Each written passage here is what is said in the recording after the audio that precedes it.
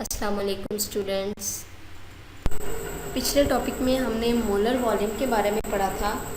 Molar volume कहते हैं हम किसी भी आइडियल गैस के एक मोल का जो वॉल्यूम होता है वो 22.414 डेसीमीटर क्यूब होता है। और इससे रिलेटेड हमने एक एग्जांपल पढ़ी थी, मोलर वॉल्यूम से रिलेटेड एग्जांपल नंबर 10, ये हमने की थी सॉल्व। आज का जो हमारा लेसन है वो स्टोइचियोमेट्री के बारे में है। स्टोइचियोमेट्री क्या है? ये केमिस्ट्री की एक ब्रांच है। ये कहते किससे हैं इसके बारे में अब हम पढ़ते हैं। स्टोइचियोमेट्री जो है ये ब्रांच है केमिस्ट्री की जो कि हमें बताती है क्वांटिटेटिव रिलेशनशिप के बारे में। किसके बारे में? क्वांटिटेटिव रिलेशनशिप रिएक्टेंट और प्रोडक्ट के बारे में।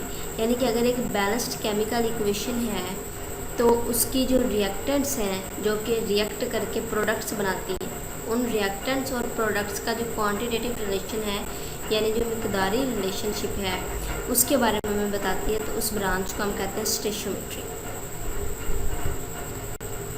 When the stoichiometric calculations are performed, we have to assume following conditions। ठीक है, यानी कि एक चीज़ को हमने बेस बनाना होता है स्टोइचियोमेट्री में, वो कौन कौन सी कैलकुलेशन या वो कौन कौन सी assumptions हैं।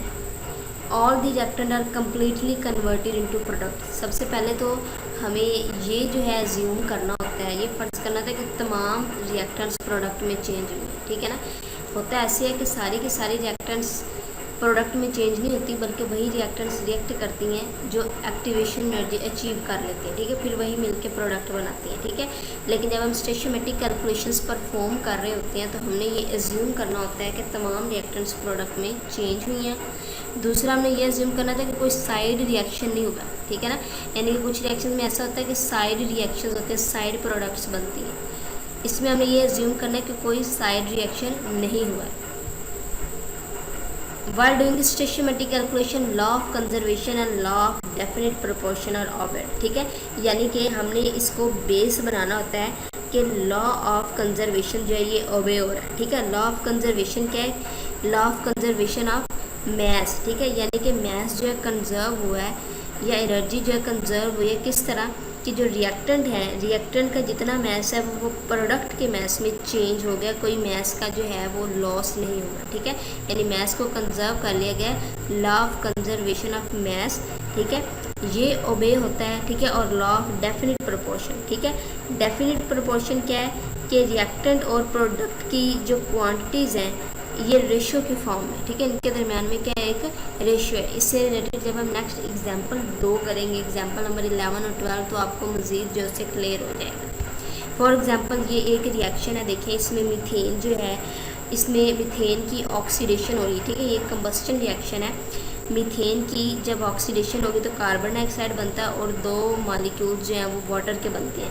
अब इसमें देखें कि मैस जो है वो कंजर्व होता है। ठीक है, अब इसमें देखें आपने एक बैलेंस्ड केमिकल इक्वेशन ली है, यानी कि हमने ऑक्सीजन रिएक्टेंट वाली साइड पे अगर 4 ऑक्सीजन है तो प्रोडक्ट वाली साइड पे भी 4 ही ऑक्सीजन है। ठीक है, इसी तरह कार्बन रिएक्टर वाली साइड पे 1 है तो प्रोडक्ट वाली साइड पे भी 1 ही कार्बन है।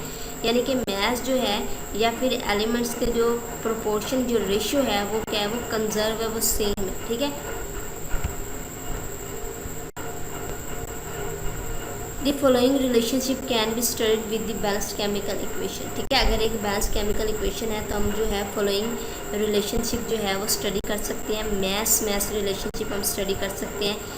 If we are given the mass of substance we calculate the mass of the other substance. ठीक है, यानी कि अगर एक बैलेंस केमिकल इक्वेशन हमें दी गई है तो अगर उस बैलेंस केमिकल इक्वेशन में उन्होंने हमें एक सब्सटेंस का मैस दिया है तो हम उससे दूसरे सब्सटेंस का मैस जो है वो फाइंड कर सकते हैं। ठीक है, शर्त क्या है कि बैलेंस केमिकल इक्वेशन। ठीक है, उसके अलावा मैस मोल रिलेशनशिप और मोल मैस रिलेशनशिप, इसमें क्या है कि अगर हमें एक चीज़ का मोल दिया है तो दूसरी चीज़ का मैस फाइंड कर सकते हैं, या एक चीज़ का मैस दिया है तो दूसरी चीज़ का मोल जो है वो फाइंड कर सकते हैं with the help of stoichiometry. इसके बाद जो है mass volume relationship. Mass volume relationship में क्या है? If we are given the mass of one substance, अगर हमें एक सब्सटेंस का मैस दिया हुआ है तो हम वॉल्यूम जो है वो दूसरे सब्सटेंस का फाइंड कर सकते हैं, या एक सब्सटेंस का वॉल्यूम दिया तो दूसरे सब्सटेंस का हम जो है मैस फाइंड कर सकते हैं।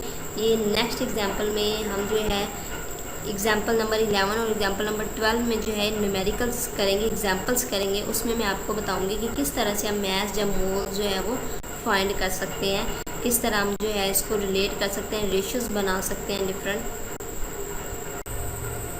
स्टूडेंट्स, आज के टॉपिक में आपका शॉर्ट क्वेश्चन बन सकता है डिफाइन स्टेशियोमेट्री। स्टेशियोमेट्री क्या है? तो स्टेशियोमेट्री की हमने डेफिनेशन पढ़ी है, ये क्वांटिटेटिव रिलेशनशिप है केमिस्ट्री की वो ब्रांच जो कि क्वांटिटेटिव रिलेशनशिप के बारे में बताती है, किसके दरमियान में, रिएक्टेंट्स और प्रोडक्ट्स के दरमियान में। ठीक है, कि रिएक्टेंट्स और प्रोडक्ट के दरमियान में क्या क्वांटिटेटिव रिलेशनशिप है, क्या मिकदारी जो है उनके दरमियान में रिलेशनशिप है, इसके बारे में हमें बताती है।